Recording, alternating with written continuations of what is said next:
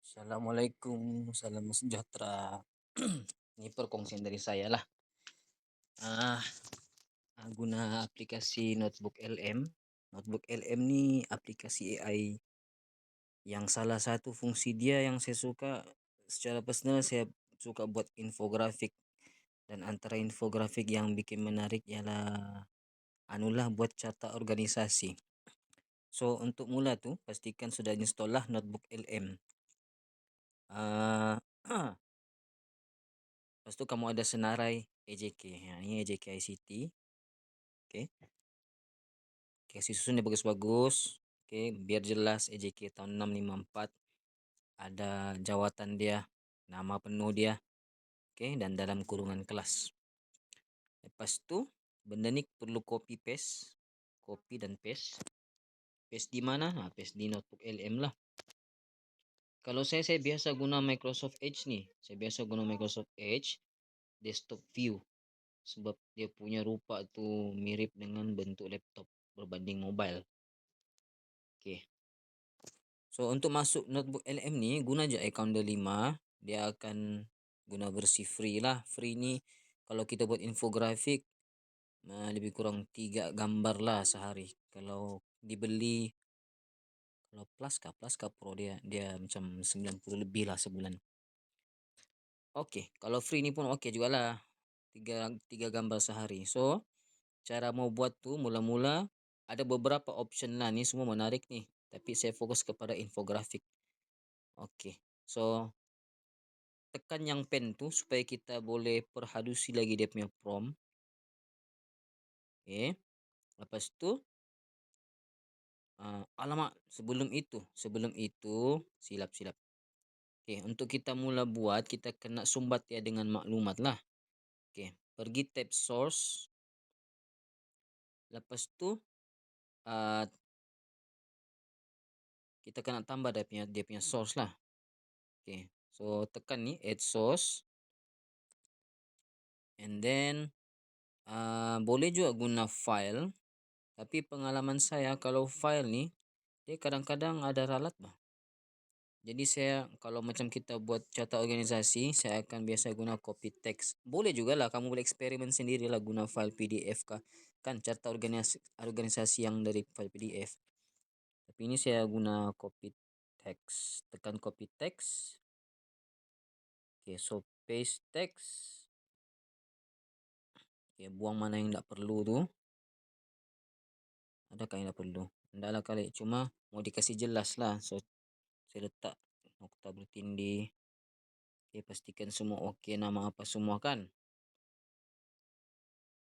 Sebab dari pengalaman saya rasa copy text ni lebih tepat dia punya render berbanding kalau file PDF. Okay, lepas tu tekan insert. Bila tekan insert, okay, saya kasih padam. Bila tekan insert dia akan buat satu source lah di sini. Ini. Okay. So daripada sumber itu, okay, kita pergi tab studio. Lepas pergi tab studio, pergi infografik. Okay, kalau kita tekan terus, kalau kita tekan di luar daripada pen tu, dalam butang tapi di luar daripada pen, dia akan automatic buatlah. Tapi itu tidak akan memberikan kita kebebasan untuk prompt. So kita mau spesifikkan tema apa, macam mana bentuk dia, carta organisasi itu. So kita tekan pen infografik tu.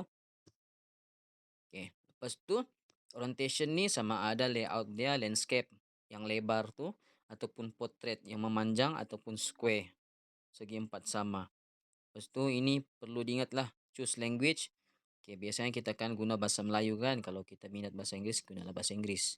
Boleh je bahasa lain kalau mau. Okey, lepas tu kamu boleh eksperimen sendirilah antara standard dengan detail.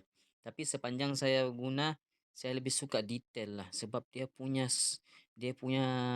design tu lebih sophisticated. Macam lebih professional lah. Tapi overall notebook LM ni kalau kita buat gambar infografik lebih profesional berbanding ChatGPT dengan Gemini. Itu yang saya nampak lah setakat ni. So untuk kita buat carta organisasi, kita prompt lah di bawah ni. Ada ruang prompt ni. Okay, ini ruang prompt. So kita specify apa kita mau. Okay, contohlah buat satu carta organisasi uh, bertajuk Matrix Kelab ICT SK Tobobon 2026. Okay. Pastikan semua ejaan nama dan penggunaan bahasa Melayu adalah tepat dan tiada ralat langsung. Lagi kuat penegasan prompt kita, lebih tepat kita punya carta organisasi lah. Okay. Lepas tu kita bolehlah minta macam-macam. Kita boleh juga minta ChatGPT untuk dia buat prompt yang lebih terperinci.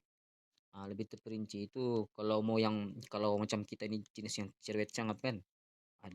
ChatGPT boleh specify, boleh macam dia kasih hurai lagi apa yang kita mau. Tapi yang setakat ni saya main begini je lah. So kita letak tema lah, at least kalau mau dia cantik dan terarah tu cita rasa kita, letaklah tema. Okay. Jadikan koma bertemakan bertemakan robot angkasa yang comel. Macam tu lah. Okay, kalau mau tambah, specify lagi dia punya jenis font, besar font, kedudukan font, dia punya kiri kanannya, tengahnya, dia punya jenis font, semua kita boleh specify. Okay. So ini sebagai contoh ni saya buat begini je lah. So saya generate. Okay. Bila generate, yang mungkin akan mengambil masa dalam antara 3 hingga 5 minit. Nah, 5 minit itu terlampau lama. Mungkin 3 lah, lebih kurang 3 minit. So saya tunjukkan yang sudah sedia ada. So ini yang saya buat, lebih kurang prompt dia tuh saya bagi tahu tema dia robot comel. Jadi dia buatlah begini, robot comel. Actually kan kalau kita tidak specify pun dia punya design tuh cantik. Okay.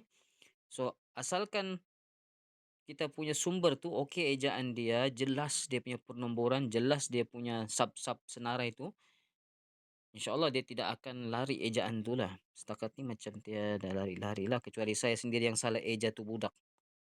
Okay, so semoga bermanfaat lah untuk semua.